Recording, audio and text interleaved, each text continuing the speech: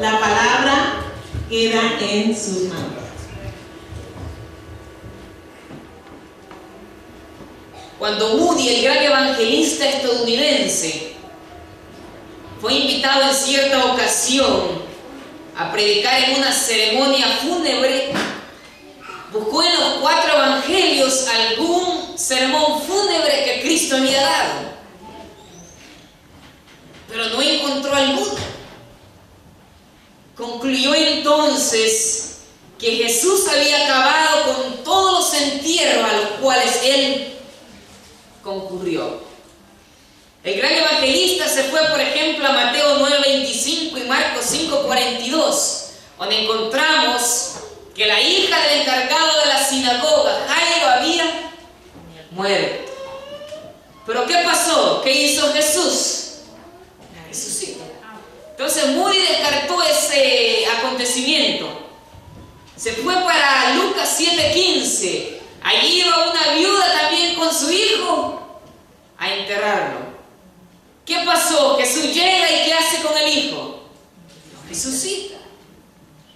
De ahí se fue a Juan capítulo 11 a encontrar, a ver si allí Jesús había dado un sermón fúnebre. Ahí está la historia de Lázaro. Pero ¿qué pasó con Lázaro? Jesús también lo resucitó. Entonces por eso el gran evangelista Moody dijo, no hay ningún sermón fúnebre que Cristo haya predicado, porque a todos los que él concurrió les dio la vida. Y hoy nos vamos a ir a uno de ellos, al de Juan capítulo 11, del 1 en adelante. Y permítame de leerle esto. El deseado de toda la gente, es página 482, dice lo siguiente: en favor de Lázaro se realizó el mayor de los milagros de Cristo. Su corazón estaba ligado con fuerte vínculo de afecto con la familia de Betania, y para un miembro de ella realizó su obra más maravillosa. ¿Por qué? No era el primero que Cristo había resucitado. Ya vimos que había resucitado otros. Pero la intensidad de la situación en este momento era mayor que las demás. Porque como vamos a ver, el cuerpo de Lázaro ya tenía segundos de muerto, ¿cierto? Ah, ya tenía 4 días. Ya la misma hermana dice, ya no huele bien.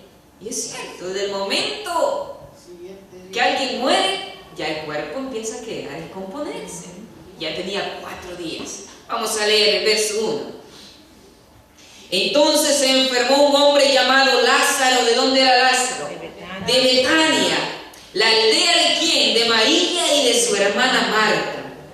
María, hermana de Lázaro el enfermo, enjugó los pies con sus... Era el que ungió al Señor con perfume, y le ungió sus pies con sus cabellos.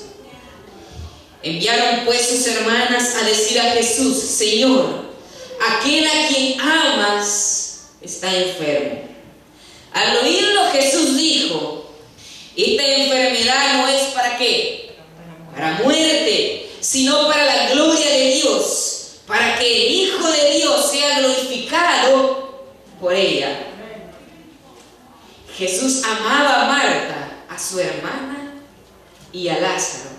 Sin embargo, cuando oyó que Lázaro estaba enfermo, se quedó 2 días más en aquel lugar.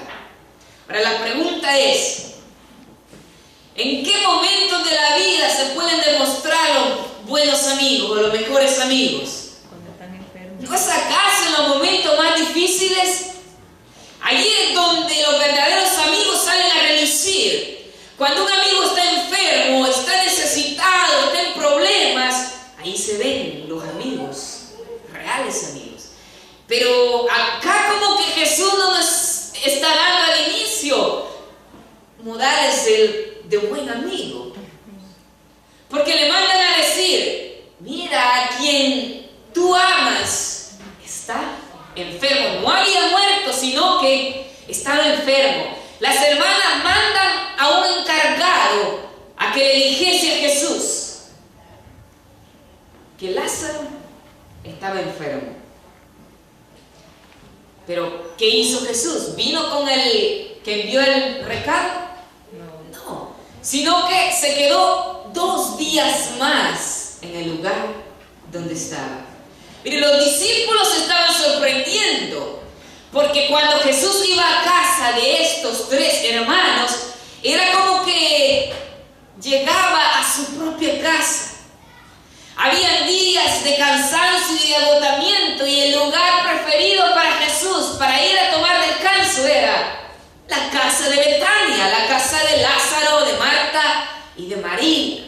Había una confianza grande entre ellos, que ya el corazón de Jesús estaba pegado a ellos tan de cerca, que aunque aparentemente Jesús no sintió el dolor de las hermanas, lo estaba sintiendo. El verso 7, Jesús dijo a sus discípulos: volvamos a Judea. Los discípulos le dijeron: Maestro, hace poco los judíos procuraban apedrearte y vuelves allá. Respondió Jesús: ¿no tiene el día 12 horas? El que camina de día no tropieza porque ve la luz de este mundo, pero el que camina de noche tropieza porque no hay luz en él. Lo que Jesús le estaba diciendo es que hasta que se cumpliese la Escritura, él iba a tener que sufrir. Mientras la Escritura no se cumpliese, mientras la voluntad de Dios no se cumpliese, a Jesús no le iban a hacer absolutamente ningún daño. Y la Biblia lo muestra. En cierta ocasión lo llevaban a un precipicio a quererlo matar, a tirarlo. ¿Y qué pasó? Vienen ángeles del cielo y cubren a Cristo, y Cristo desaparece. Y los fariseos y los escribas quedaron buscando.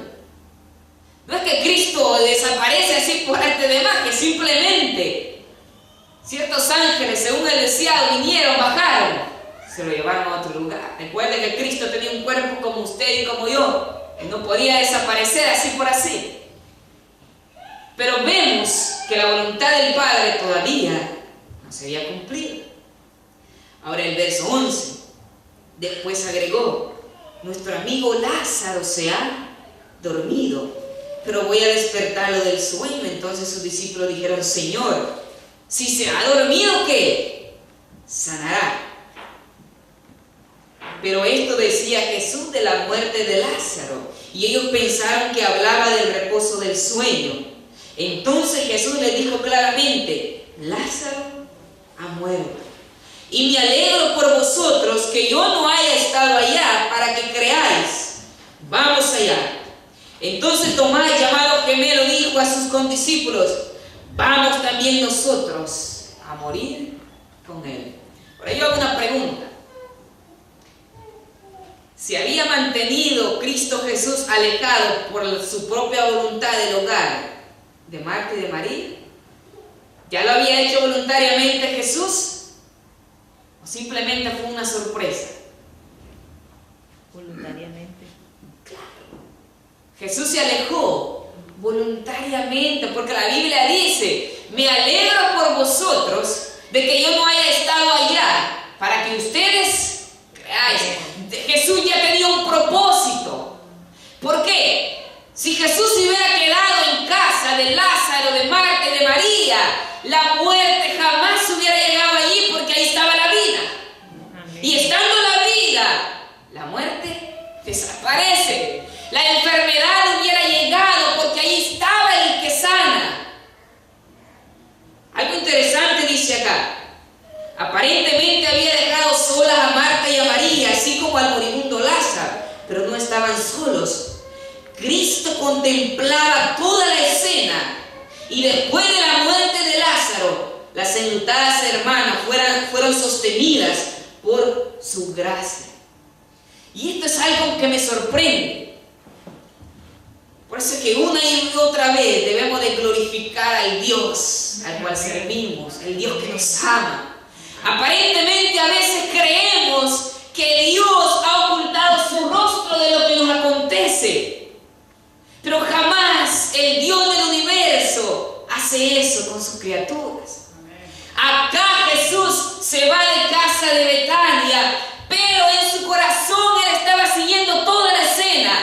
Porque ¿cómo entonces se dio cuenta de que Lázaro había muerto si él no lo estaba viendo? Porque cuando Lázaro está en Betania estaba enfermo. Pero Jesús acá dice, entonces Jesús le dijo claramente, Lázaro ha muerto. Él estaba viendo la escena.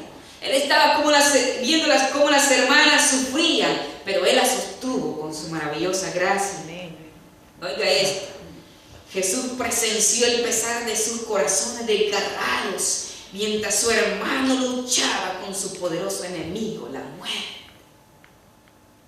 Querido, tal vez usted ha tenido la oportunidad de estar presenciando una escena como esta. Tal vez un familiar suyo está pendiendo ya de un hilo, tal vez por una enfermedad está sufriendo. Naturalmente usted siente. El ambiente es un ambiente triste, porque ¿quién va a querer ver a un familiar sufrir? ¿Quién va a querer, como una madre va a querer ver a un hijo que está sufriendo? ¿Cómo un hijo va a querer ver que su madre esté sufriendo? No es algo que nos motive, al contrario, nos desalienta. Por lo tanto, Cristo permaneció lejos, y aquí viene el propósito. Dejó que el enemigo ejerciese su poder para luego hacerlo retroceder como un enemigo vencido. Amén. Ese fue el propósito de Jesús. Permitió que Lázaro, que Satanás tocara a Lázaro, para después venir él y hacer retroceder al enemigo, ratificando que Él es el Dios que da vida. Amén. Y Él es el Dios que sana. Amén. Porque toda cosa mala que sucede en este mundo proviene de Satanás. Jamás algo que nos daña proviene de Dios, nunca. Pero desde el principio lo que Satanás ha pretendido es que todo lo malo, que todo lo dañino que hay en el mundo, el ser humano se lo atribuye a Dios, y ese es el propósito de él. Que cuando alguien está sufriendo, reclamarle a Dios. Y cuando los seres humanos hacen eso, Satanás se regocija porque su propósito está siendo cumplido. Pero de Dios no puede venir absolutamente nada bueno para con nosotros, sus hijos. Pero cuando nuestra fe está puesta, está sentada en Jesús, sabemos que vendrán pruebas. Pero esas pruebas son para hacernos crecer más, para pulirnos, para estar listos para poder recibir otra prueba mayor, porque si no paso por una prueba antes, no estoy listo para la siguiente. Y eso es lo que Dios hace cada día, encaminándonos para que podamos ir sobrellevando las situaciones que nosotros afrontamos. A todos los que tantean para sentir la mano guiadora de Dios, el momento de mayor desaliento es cuando más cerca está la ayuda divina. Mirarán atrás con agradecimiento a la parte más oscura del camino. Cuando estamos pasando por las dificultades de la vida, en esos momentos de desaliento donde creemos que Dios está lejos, es cuando más cerca está de nosotros. Y cuando pasamos esa situación, vamos a ver el momento difícil de nuestra vida atrás y vamos a darle gracias a Dios por haber pasado por aquello, porque hoy nuestra vida tiene un sentido diferente. Entonces Tomás, llamado gemelo, dijo a sus condiscípulos: vamos también nosotros a morir con él.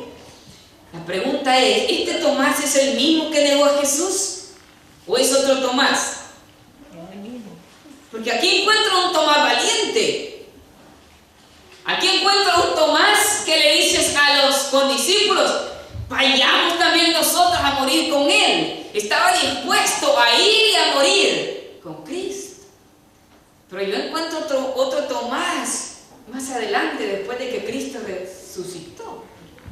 Un Tomás donde reinó la incredulidad. Dijo: si no veo, si no toco, no creo. Y algo maravilloso de la gracia divina es que ante el cielo nuestros defectos no opacan nuestras virtudes. ¿Sí se entiende eso? Ante el cielo nuestros defectos no es garantía para descartarnos. ante el cielo, nuestros defectos son motivos para seguir adelante, para tratar de vencerlos. Y en Tomás podemos ver eso. Acá veo un Tomás valiente, que está dispuesto a ir a morir con su maestro. Pero más adelante veo un Tomás totalmente diferente. Pero aún así, según la tradición de la historia, Tomás se entregó de lleno a Jesús. Fue a la India a predicar y en la India lo mataron y murió por predicar de Cristo en la cruz y resucitado al tercer día. 17. Cuando Jesús llegó, halló que hacía 4 días que Lázaro estaba en el sepulcro. 4 días.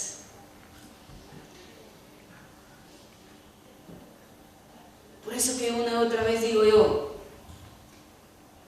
¿qué imposible tiene Dios? ¿Hay algo imposible para nuestro Dios? No.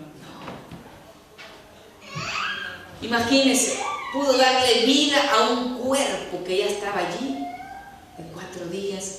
¿Cómo entonces no va a poder resolver nuestro problema o nuestra situación? ¿Qué es más difícil? ¿Un problema económico? ¿Un problema de enfermedad? ¿O darle vida a un cuerpo que tiene 4 días de descompuesto? ¿Qué es más difícil? Obviamente, darle vida a un cuerpo que tiene 4 días de descompuesto. Entonces, si Dios y Jesús pudo hacer eso, Él puede hacer, dándonos la solución al problema nuestro. Y algo que me llama la atención que encontré es lo siguiente: aunque era el Hijo de Dios, había tomado sobre sí la naturaleza humana y le conmovía el pesar humano. Recuerde que Cristo se humanizó, pero no dejó de ser Dios. Él vino a este mundo como Dios, pero se vistió de humanidad porque no podía entonces hacer el sacrificio que necesitaba hacer por nosotros. Eso sí, ningún milagro que Jesús hizo lo hizo por su divinidad. Estando en la tierra, Jesús nunca usó su poder como Dios, su poder como divino. Si resucitó muertos y sanó enfermos, lo hizo usando el poder que obtenía de la relación de Él con su Padre. ¿Me explico? Porque veo que Pedro y Pablo y otros también resucitaron muertos y no eran divinos. Quiere decir que cuando el ser humano está conectado con el cielo y el poder del cielo es canalizado para la tierra, querido, podemos hacer grandes cosas para glorificar el nombre de Dios. Pero para que el poder del cielo se canalice en nuestra vida, debemos de tener una unión como Cristo lo tenía con su Padre. Y cuando lleguemos a ese momento, usted y yo seremos instrumentos de Dios y haremos maravillas, no para glorificar al ser humano, sino para glorificar al Dios de los cielos. 19. Muchos judíos habían venido a consolar a Marta y a María por su hermano. Cuando Marta oyó que Jesús venía, salió a encontrarlo, pero María se quedó en casa. Y Marta dijo a Jesús: Señor, si hubieras estado aquí, mi hermano no habría muerto. Pero también sé que aún ahora Dios te dará todo lo que le pidas. Jesús respondió: tu hermano resucitará. Marta le dijo: yo sé que resucitará en la resurrección en el último ¿qué? Día. Y uno de los propósitos que Jesús tenía era llevar la mente de Marta no a segundo después cuando Lázaro iba a resucitar. El propósito del Señor era llevar la mente de Marta al día final, cuando se toque la trompeta y los muertos que murieron en Cristo van a resucitar primero. Y lo logró porque Marta le dijo: yo sé que resucitará ¿cuándo? En el día final o en el último día. Logró el propósito que tenía. Sigue diciendo, Jesús respondió: yo soy la resurrección y la vida. El que cree en mí, aunque muera, ¿qué dice? Vivirá. Y ahí me quiero detener un segundo. Muchas veces tal vez no por lo que está escrito, sino por la forma en que se enseña. Muchos no usan el verbo vivirá en un tiempo futuro, sino que lo usan en un tiempo presente. Y en vez de vivirá dicen vive. Pero según la Biblia, yo no encuentro tal cosa, porque el verbo acá está en un tiempo futuro. El que cree en mí, aunque esté muerto, vivirá. Quiere decir que si estamos aferrados a nuestro Dios, aunque muramos, un día vamos a vivir. Y eso será cuando Él venga por segunda vez. Ahora, hay muchos cristianos y a veces, sinceramente, enseñan que los que mueren van al cielo. Si yo enseño eso, yo estaría diciendo que en algún momento dado el ser humano pudo comer del árbol de la vida que estaba en el Edén, porque nunca muere. Quiere decir que el ángel falló en su cometido porque dejó entrar a alguien a comer del árbol de la vida. Si es que alguien cuando muere realmente no muere, sino que pasa a otro lugar. Y lo mismo sucede a aquellos que enseñan que va a haber un infierno de tormentos eternos. Quiere decir que alguien comió del árbol de la vida y se perpetuó por una eternidad, porque aunque esté sufriendo no va a morir por una eternidad. Y eso solo lo puede hacer el fruto del árbol de la vida. Por eso es que la Biblia es clara en decir, aunque esté muerto, vivirá. Apocalipsis a eso le llama el vino de la fornicación, con que Babilonia ha embriagado a todo este mundo. Esa es una teoría satánica. Nunca es algo que yo pueda encontrarlo con la Biblia. La Biblia me enseña que van a vivir, que es que murieron en Cristo, pero cuando venga Él por segunda vez. Y eso es lo que Marta pudo comprender. Todo el que vive y cree en mí no morirá para siempre. ¿Qué es esto? Ella contestó, sí, Señor, yo he creído que tú eres el Cristo, el Hijo de Dios, que iba a venir al mundo. Y aquí encuentro un segundo aspecto, y lo vuelvo a repetir. Nuestros defectos no opacan las virtudes nuestras, porque yo encuentro acá una Marta firme en una conversación con Jesús, pero en otro lado encuentro una Marta que en vez de buscar primero a Jesús, se fue a buscar sus faenas. ¿Se recuerda aquella vez cuando Jesús llegó a este mismo hogar? ¿Quién salió a recibirlo primero? María. María. ¿Quién se quedó haciendo los quehaceres de casa? Marta. Pero Jesús la reprende. ¿Por qué? Porque lo que Marta no pudo comprender allá era que el momento para Jesús no lo debe de ocupar otra cosa. Y eso es lo que Jesús le enseñó. El momento de Jesús no lo puede ocupar otra cosa, por muy buena que sea. El momento de Dios es de Dios. ¿O acaso estaba haciendo algo malo Marta en estar lavando platos, en preparar la comida? No, pero se convirtió en algo malo porque despreció lo que tenía que estar en primer lugar. Pero ahora es diferente. ¿Quién sale a recibir a Jesús en esta escena?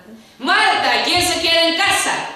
María. Y ahora vemos a Marta con una fe tan grande puesta en Jesús. Gloria a Dios, porque aunque nosotros seamos defectuosos, Él nos quiere usar en su obra. No hay nadie perfecto, pero aún así Dios nos puede capacitar para trabajar en su obra. Ahora después mandan un mensajero a decirle a María, María, Lázaro está acá. En ese tiempo había un oficio que se llamaba plañideras. Las plañideras eran hombres o mujeres, exactamente, que su oficio era llorar en los entierros y recibían dinero por eso. Cuando alguien moría, contrataban a las plañideras, así de nombre, que fueran a gritar, a llorar y a fingir lágrimas para que se dieran cuenta que ahí había dolor y que ahí había muerte. Entonces este ambiente a Jesús no le parecía, por eso no fue hasta casa, sino que hizo que vinieran hasta un lugar retirado que él se había quedado. Pero cuando le van a decir esto, y ven salir a María corriendo, los que estaban allí también salen detrás de Jesús, detrás de María, perdón, y por lógica llegan donde Jesús estaba. El 28 dice así: dicho esto, Marta fue y llamó a su hermana María y le dijo en secreto: el maestro está aquí y te llama. Cuando ella lo oyó, se levantó deprisa y fue a él, porque Jesús no había entrado aún en la aldea, sino que estaba en un lugar donde Marta lo había encontrado. Entonces los judíos que estaban en casa con ella, consolándola, al ver que María se había levantado deprisa y había salido, la siguieron pensando que iba al sepulcro a llorar allá. Pero María llegó donde estaba Jesús y al verle se postró a sus pies y le dijo: Señor, si hubieras estado aquí, mi hermano no habría muerto. Jesús entonces, al ver que María y los judíos que venían con ella lloraban, se estremeció en espíritu y se conmovió. Preguntó: ¿dónde lo pusiste? Respondieron: Señor, ven y ve. ¿Y qué dice el 35? Y Jesús lloró. Ese verso lo sabemos todos de memoria, ¿no? San Juan 11, 35. Y Jesús lloró. Ahora, ¿por qué lloró Jesús? A ver, ¿por qué habrá llorado Jesús? ¿Ah? Hay tres cosas por las cuales lloró Jesús. Y ahora yo aquí puedo ver lo tan humano que era Jesús. Por eso es que no se equivoca Pablo cuando dice que Él se compadece de nuestras debilidades y nos entiende, porque Él, como dijo, estuvo en nuestros zapatos. Y para Él entendernos bien tenía que humanizarse. Su corazón compasivo y tierno se conmueve siempre de simpatía hacia los dolientes. Y oiga esto: llora con los que lloran y se regocija con los que se regocijan. Los ayes de la raza pecaminosa pesaban sobre su alma y la fuente de sus lágrimas estalló mientras anhelaba aliviar toda la angustia. Jesús lloró porque, número uno, lloró porque sintió el dolor que estaban sintiendo las demás personas. Y a mi mente viene aquellos momentos difíciles de nuestra vida, cuando quizás usted o yo en algún momento hemos tenido que llorar de dolor. Quizás creemos que el Señor está lejos de nuestra vida, pero no, está cerca. Y cuando nosotros lloramos, el deseo de toda la gente dice que también Él llora con nosotros. Quizás cuando estamos a solas en el cuarto por situaciones difíciles que hemos pasado, y no hay otra cosa para desahogarnos que a través de las lágrimas, allí está el amoroso Jesús al lado nuestro, sintiendo también lo que nosotros estamos sintiendo. Por eso es que jamás hay que sentirnos solos, porque tenemos al Rey del Universo a nuestro lado.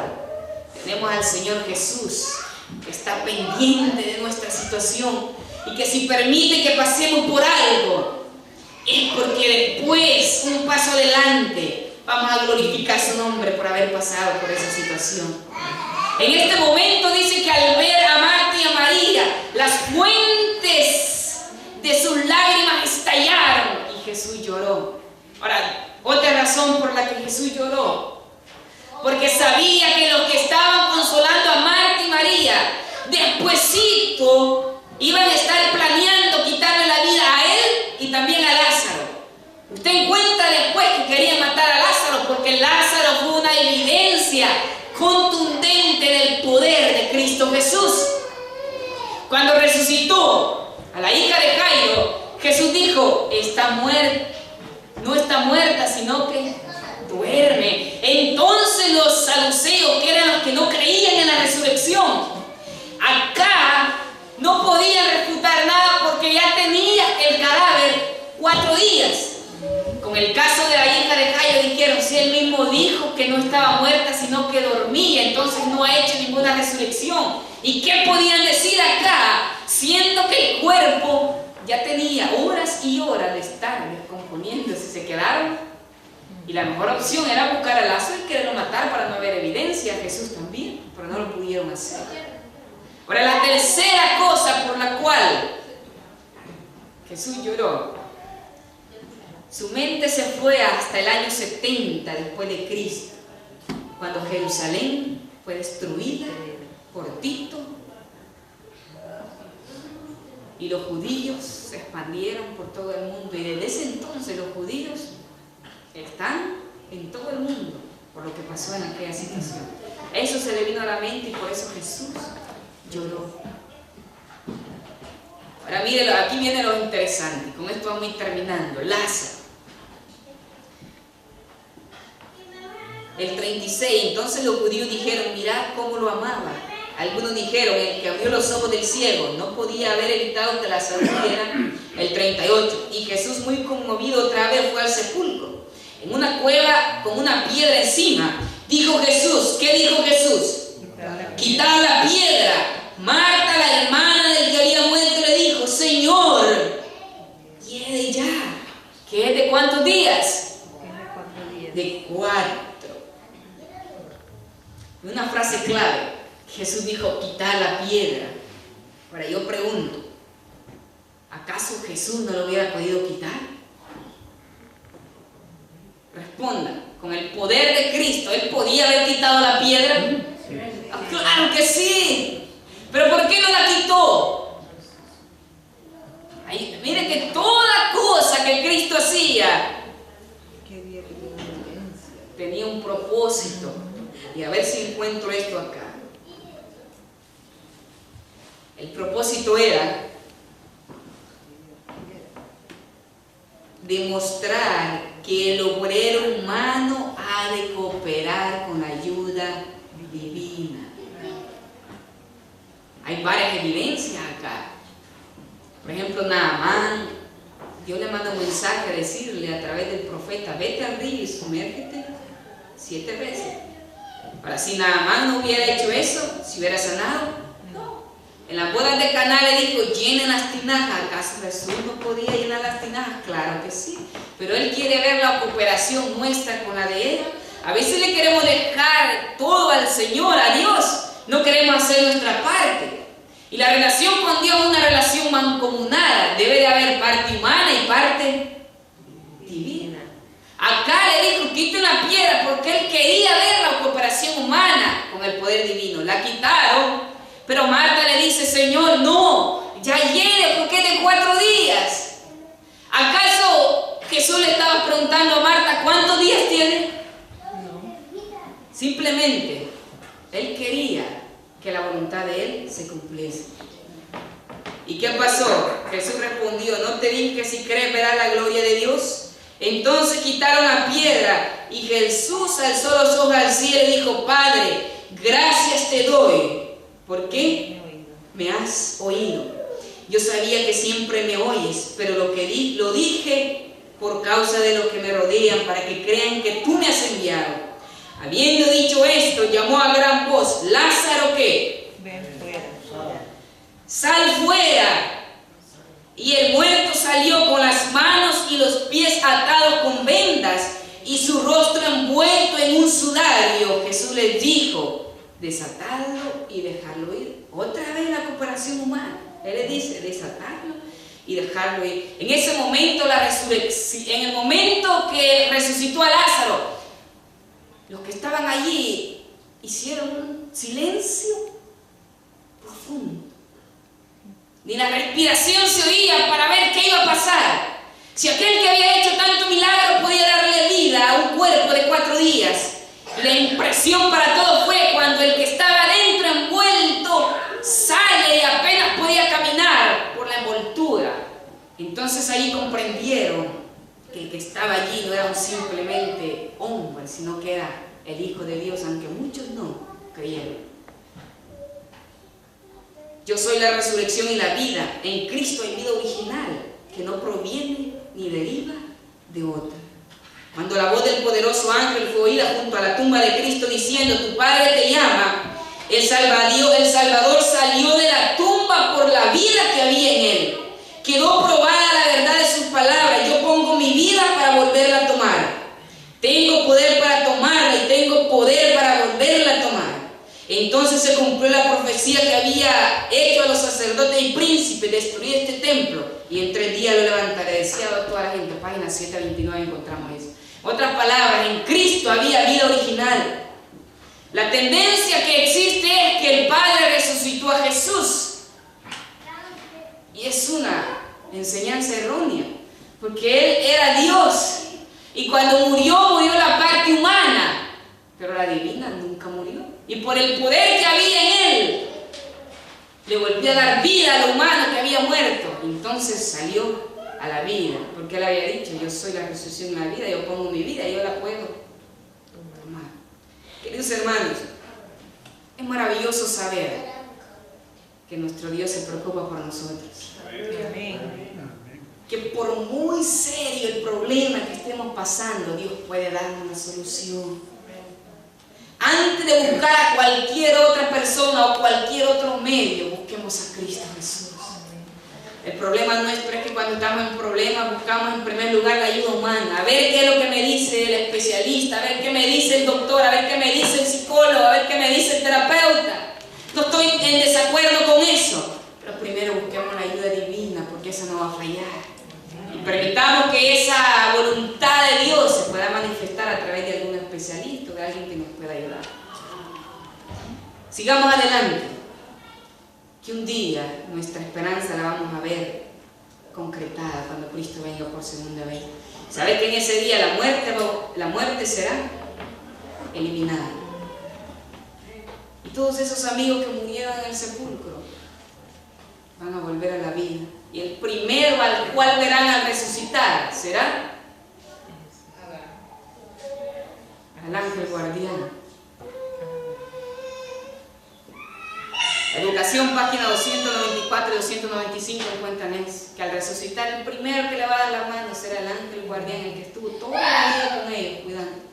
Y eso lo va a sacar de ese punto. Esperemos que nuestro Dios nos capacite para estar en ese día, sea que resucitemos, o sea que estemos vivos para ser transformados.